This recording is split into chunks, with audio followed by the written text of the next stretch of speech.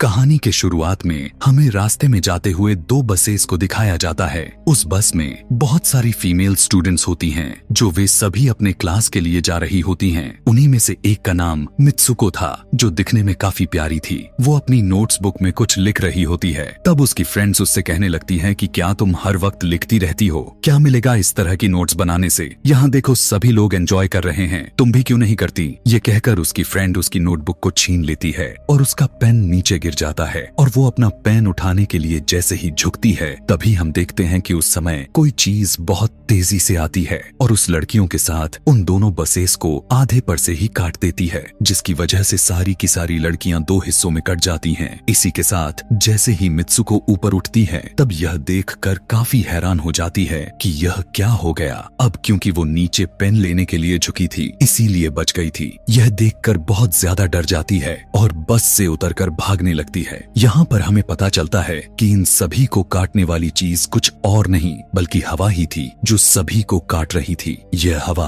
अब मित्सुको के पीछे भी पड़ जाती है। यह देखते हुए मित्सुको चिल्लाते हुए काफी तेजी से भागने लगती है। भागते समय उसे आगे 4 लड़कियां और भी दिखाई देती हैं और वो उन्हें झुकने के लिए कहती हैं, लेकिन काफी देर हो चुकी थी। वो हवा उन्हें भी आधे पर से काट कर चली जाती है। लेकिन उनमें से मित्सुको एक लड़की को बचा लिया था कि तभी इन्हें कुछ साइकिलिंग करते हुए लड़कियां नजर आती हैं, जो कहीं पर जा रही थीं। उन्हें भी ये बचाने की कोशिश करती हैं, लेकिन वो हवा उनके साथ भी वही करता है जो अभी इनके दोस्तों के साथ हुआ। और इसी दौरान वो लड़की भी मारी जाती है, जिसे अभी उस अदृश्य चीज से बचाया था। अब वो यह देखकर काफी डर जाती है और वो इधर उधर भागने लगती है। आगे हम देखते हैं कि मित्सुको जब एक नदी के पास जाती है, तो वो यह देखकर हैरान हो जाती है कि उस नदी में भी पहले से बहुत सारी डेड बॉडीज पड़े हुए थे, जिसने हवा ने यानी उस अदृश्य चीज ने काट दिया था। वहाँ से वो एक डेड बॉडी के कपड़े लेकर चेंज कर लेती है। अगले सीन में हम देखते हैं कि मित्सुको चलते चलते एक स्कूल में पहुंच चुकी है, जहाँ पर और भी बहुत सारी फीमेल स्टूडेंट्स थीं। उनका यूनिफॉर्म मित्सुको के यूनिफॉर्म से काफी डिफरेंट था। यानी यह भी था कि वो तो उनके स्कूल के स्टूडेंट तो नहीं थी कि तभी एक लड़की मित्सुको के पास आती है और उससे कहने लगती है कि तुम कैसी हो? दरअसल देखा जाए तो वो लड़की उसकी बेस्ट फ्रेंड थी, लेकिन मित्सुको उससे पूछती है कि क्या तुम सच में मेरी बेस्ट फ्रेंड हो, क्योंकि उसे कुछ भी समझ में नहीं आ रहा था कि उसके साथ हो क्या रहा है। वो काफी सदमे में थी। यहाँ पर हम यह भी जान पाते हैं कि मित्सुको और उसकी बेस्ट फ्रेंड काफी ज्यादा एक दूसरे को प्यार करती हैं कि तभी वहीं पर तेज हवा चलती है और मित्सुको डर कर बिल्डिंग के अंदर चली जाती है। उसकी बेस्ट फ्रेंड को कुछ भी समझ में नहीं आ रहा था कि ये हो क्या रहा है। वो मित्सुको से पूछने लगती है कि तुम इतना ज्यादा कांप क्यों रही हो और इतना ज्यादा डरी क्यों हो, तुम्हें हो क्या गया है? तब मित्सुको अपने बेस्ट फ्रेंड को सब कुछ बता देती है कि किस तरह से एक हवा का झोंका आया और उसके स्कूल के सभी स्टूडेंट्स को काट कर चली गई। यह सुनकर उसकी दोस्त उसे विंडो के पास ले जाकर उसकी हाथ बाहर निकाल कर कहने लगती है कि ये देखो, ये बस हवा है और कुछ नहीं। यहाँ पर मित्सुको के दिल को कुछ शांति मिलती है और इसे लगने लगता है कि शायद ये मेरा ख्वाब ही हो सकता है। जिसके बाद मित्सुको का बेस्ट फ्रेंड अपने 2 और दोस्तों को लेती है और क्लास को बंद करने का प्लान बनाती है। जैसे ही ये चारों क्लास के बाहर जाने के लिए निकलने ही वाली होती हैं कि तभी वहाँ पर उनकी टीचर आ जाती हैं और उन्हें देख लेती हैं, लेकिन वो चारों वहाँ से भाग जाती हैं। वे चारों भागते भागते एक लेक पर आ जाती हैं। वहाँ पर मित्सुको की बेस्ट फ्रेंड अपने दोनों दोस्तों को भी उसके ख्वाब के बारे में बताती है। तभी उनमें से एक लड़की कहती है कि हो सकता है कि यह सच हो, जैसे मिरर वर्ल्ड होती है जहाँ पर इस दुनिया से ऑपोजिट यानी उल्टा होता है। यह कहकर वो तालाब में एक पत्थर फेंक कर कहने लगती है कि देखो, यहाँ पर मैंने तो पत्थर फेंका है, लेकिन हो सकता है कि दूसरी दुनिया में मैंने ऐसा ना किया हो। कि तभी अचानक से उस तालाब में से एक क्रोकोडाइल निकल कर आता है, उसमें से एक लड़की को खा जाता है। फिर वो लड़की कहने लगती है कि देखो, मैंने कहा था ना, जो इस दुनिया में होता है वो उस दुनिया में बिल्कुल भी नहीं होता, और जो उस दुनिया में हो रहा है वो इस दुनिया में नहीं हो सकता। तो इसको भी उसी दुनिया में मगरमच्छ ने खाया है। और यहाँ पर ये देखो, ये तो बिल्कुल सेफ है। उसी लेक के पास एक बिस्तर यानी एक बेड नजर आता है। ये चारों उस बेड से तकिए को उठाकर खेलने लगती हैं कि तभी हम देखते हैं दूर से 2 लड़कियां इन्हें देख रही थीं। उन दोनों लड़कियों में से एक ब्राइडल बनी हुई थी, क्योंकि ये दोनों लड़कियां आपस में एक दूसरे से शादी कर ली थीं। जिसके बाद उनमें से एक फ्रेंड बताती है कि हमें कुछ ऐसा करना होगा जो उस दुनिया में इम्पॉसिबल हो, क्योंकि हमारे किस्मत तो पहले से लिखी जा चुकी है, लेकिन हम इसे बदल भी सकते हैं। जिसके बाद ये सभी लड़कियां अपने स्कूल में वापस आती हैं और नेक्स्ट लेक्चर लेने के लिए क्लास में चली जाती हैं कि तभी मित्सुको देखती है उसके पास एक तकिया पड़ा हुआ है। अब जैसे ही वो इस तकिए को उठाने के लिए नीचे झुकती है कि तभी उसकी टीचर पूरे क्लास में गन से फायर करने लगती है और जैसे ही मित्सुको उस तकिए को उठाकर ऊपर देखती है तो उसके क्लास के सभी लड़कियां मारी जा चुकी होती हैं और यहाँ पर एक बार फिर वो बच जाती है जैसे पिछली बार अपने ड्रीम्स में बच गई थी। मित्सुको की टीचर उसके पास आकर कहती है कि तुम्हारी हिम्मत कैसे हो गई, इस क्लास को बंद करने की, तुम्हारा भी मरना तय है। कि तभी उसी वक्त दो लड़कियां और आ जाती हैं और मित्सुको को बचाकर वहाँ से भागने की कोशिश करती हैं, लेकिन एक दूसरी टीचर वहाँ पर आकर उन दोनों लड़कियों को मौत के घाट उतार देती है। अब जितने भी स्टूडेंट्स की जान बच गई थी, मित्सुको उनके साथ बाहर भागने लगती हैं, लेकिन स्कूल की सभी टीचर्स उन सभी लड़कियों पर फायरिंग करने लग जाती हैं। अब यहाँ पर फायरिंग के दौरान सभी लड़कियां जैसे ही वहाँ से बाहर आती हैं तो यहाँ पर हवा उन्हें काट देती है। यहाँ पर अब मित्सुको यहाँ पर एक बार फिर से अकेली रह जाती है और वो वहाँ से भागकर क्राउड एरिया से होता हुआ पुलिस स्टेशन में जाती है। वो वहाँ पर सब कुछ बताने लगती है। उसकी यह बात सुनने के बाद पुलिस वाली लड़की उससे कहती है कि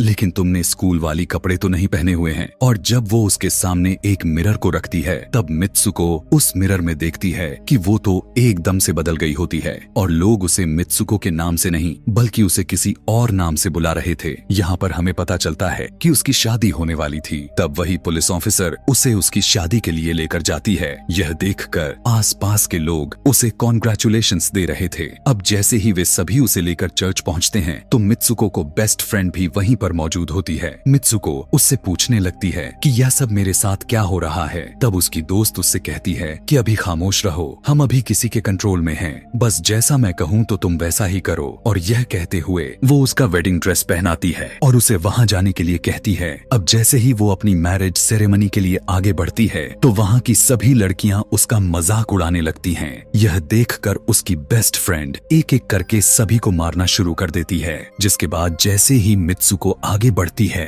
तो उसके ग्रूम की जगह एक ताबूत खड़ा हुआ नजर आता है।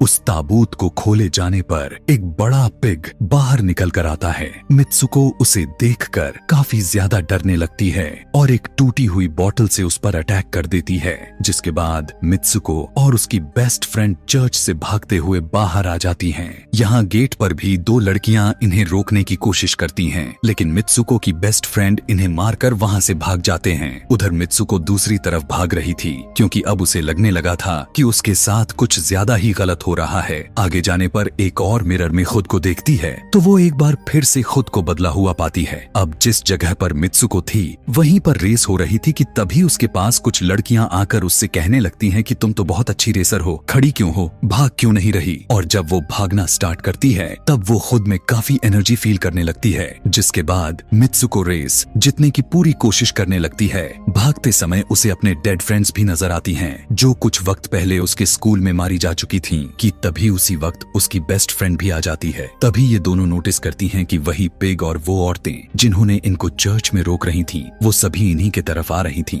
भागते समय कुछ लड़कियां मित्सुको से कहने लगती हैं कि इस दुनिया से बाहर चली जाओ। इसके बाद हम आगे देखते हैं कि मित्सुको भागते भागते एक सुनसान अंधेरी जगह पर आ जाती है। वहीं पर कुछ स्टूडेंट्स नजर आती हैं जिन्होंने यूनिफॉर्म पहना हुआ था। वो सभी लड़कियां मित्सुको से कहने लगती हैं कि हम सभी मरे हुए हैं और तुम्हें भी मार देंगे। लेकिन तभी मित्सुको की बेस्ट फ्रेंड वहां पर आकर उस लड़की को मारकर वहां से मित्सुको को भगा ले जाती है। मित्सुको की बेस्ट फ्रेंड उसे अपना नाम जोर जोर से पुकारने के लिए कहती है, जिस पर मित्सुको अपना नाम जोर जोर से लेने लगती है। इसी के साथ मित्सुको अपना असली रूप में वापस आ जाती है। उसकी बेस्ट फ्रेंड उसे अपना हाथ दिखाते हुए कहती है कि प्लीज मेरे हाथ में जो वायर लगी हुई हैं उसे बाहर खींच दो ताकि मैं इस दुनिया से बाहर जा सकूं। लेकिन मित्सुको को डर भी था कि कहीं यह वायर खींचने से उसकी जान न चली जाए। और क्योंकि मित्सुको अपने बेस्ट फ्रेंड को काफी ज्यादा प्यार करती थी इसलिए वो ऐसा नहीं करना चाहती थी, लेकिन ज्यादा उसे फोर्स करने पर वो उसकी वायर्स खींच देती है।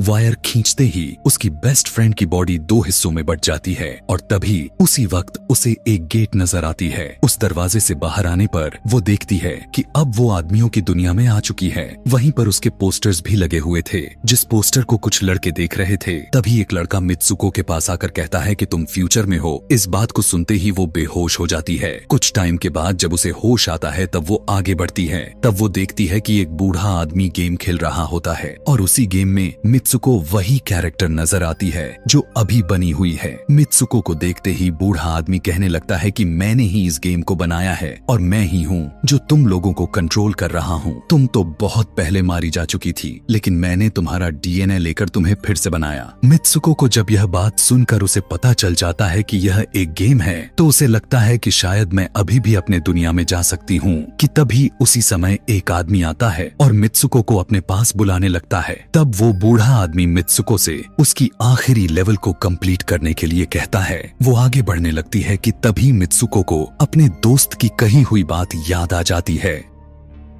कि अगर हम इस दुनिया में कुछ ऐसा करेंगे जो दूसरी दुनिया में इम्पॉसिबल हो तो तुम इस गेम से बाहर आ जाओगी। और इसी के साथ वो इस आदमी का गला दबा देती है और कहने लगती है बस करो हमारे साथ खेलना। यह कहकर मित्सुको उस बूढ़े आदमी की छड़ी को उठाकर अपने पेट में घुसा देती है, जिस वजह से उसकी मौत हो जाती है। और यहाँ पर हम देखते हैं कि बूढ़ा आदमी यह सोच भी नहीं सकता था कि मित्सुको ऐसा कुछ कर सकती थी और इसी के साथ उसकी डेस्टिनी पूरी तरह से चेंज हो जाती है। वो इस दुनिया में यानी गेम में तो मर चुकी थी, लेकिन असली दुनिया में वो अभी भी जिंदा थी। आगे हमें ये भी दिखाया जाता है कि मित्सुको के बाकी के कैरेक्टर्स भी किसी न किसी वजह से अपने आप को मार लेते हैं और अब वे सभी गेम का पार्ट नहीं थे। अगले सीन में हमें मित्सुको को बर्फीले जगह पर लेटा हुआ दिखाया जाता है और अब वो अपने रियल वर्ल्ड में आ चुकी थी। और इसी के साथ यह दिमाग घुमा देने वाली कहानी यहीं पर खत्म हो जाती है। आगे और भी ऐसे ही एक्सप्लेनेशन मूवीज देखने के लिए